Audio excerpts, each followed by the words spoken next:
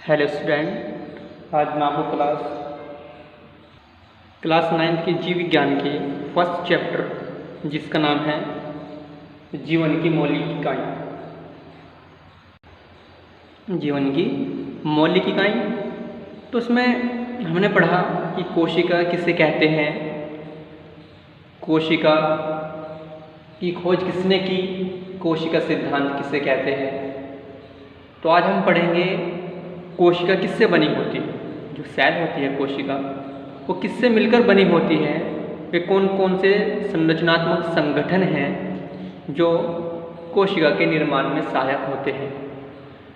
तो देखते हैं, कोशिका जीवधारियों की संरचनात्मक व क्रियात्मक इकाई होती है। ये हमने पहले पढ़ लिया है कि जो कोशिका होती है सेल सभी जीवधारियों की संरचनात्मक यानी स्ट्रक्चरल व क्रियात्मक फंक्शनल यूनिट इकाई होती है।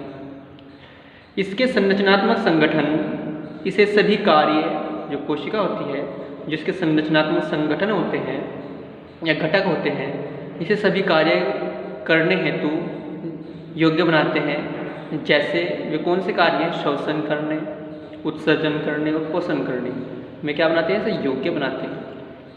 अब देखते हैं, कोशिका में 3 प्रमुख संरचनात्मक घटक होते हैं जो निम्नलिखित हैं। नंबर 1 होता है प्लाज्मा मेम्ब्रेन, तो प्लाज्मा झिल्ली या कोशिका झिल्ली। तो प्लाज्मा झिल्ली होती है, इसे कोशिका झिल्ली भी कहते हैं, या प्लाज्मा मेम्ब्रेन या सेल मेम्ब्रेन भी कहते हैं।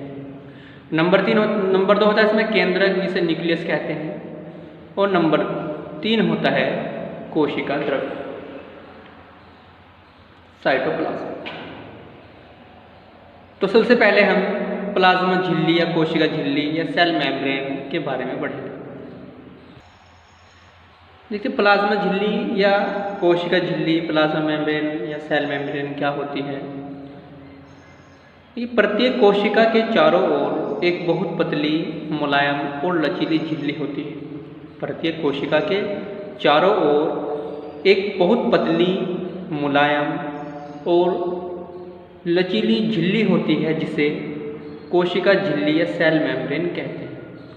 ठीक है, एक कोशिका है और कोशिका के चारों ओर एक झिल्ली होती है जो कैसी होती है, पतली होती है, मुलायम होती है और लचीली होती है, जिसे कोशिका झिल्ली या सेल मेम्ब्रेन कहते हैं। हम देखते हैं जो प्लाज्मा झिल्ली होती है किससे मिलकर बनी होती है, प्लाज्मा झिल्ली पीढ़ा प्रोटीन की बनी होती है और यह कुछ पदार्थों को ही अंदर या बाहर आने जाने देती है। प्लाज्मा झिल्ली होती है, सेल मेम्ब्रेन होती है, यह लिपिड तथा प्रोटीन की बनी होती है और यह कुछ पदार्थों को ही अंदर या बाहर आने जाने देती है। यह अन्य पदार्थों की गति को भी क्या करती है, नियंत्रित या कंट्रोल करती है।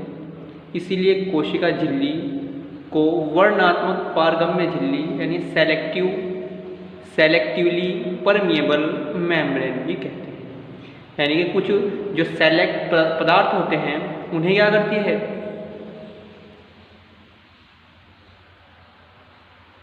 सेलेक्ट जो पदार्थ होते हैं उन्हीं को कोशिका झिल्ली अंदर या बाहर आने जाने देती है। इसीलिए जो कोशिका झिल्ली होती है इसे वर्णनात्मक पारगम्य झिल्ली या सेलेक्टिवली परमिएबल मेम्ब्रेन भी कहते हैं।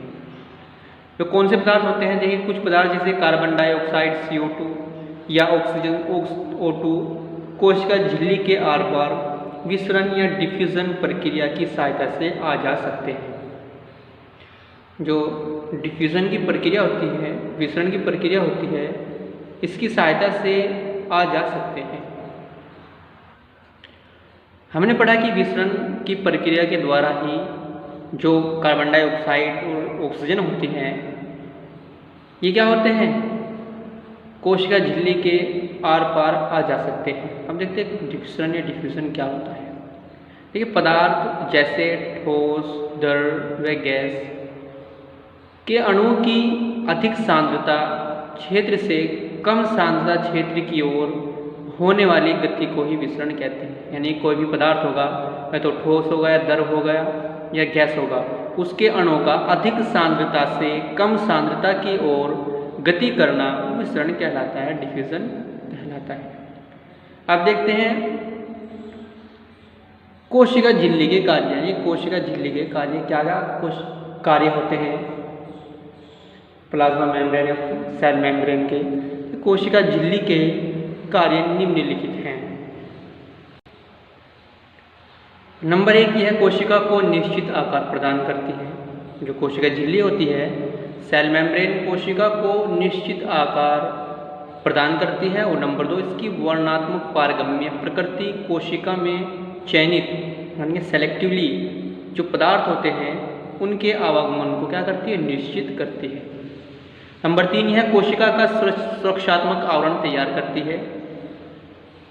क्या करती है, सुरक्षात्मक आवरण तैयार करती है। ठीक है, ये था कोशिका झिल्ली के बारे में, सेल मेम्ब्रेन के बारे में। कल हम पढ़ेंगे केंद्रक के बारे में।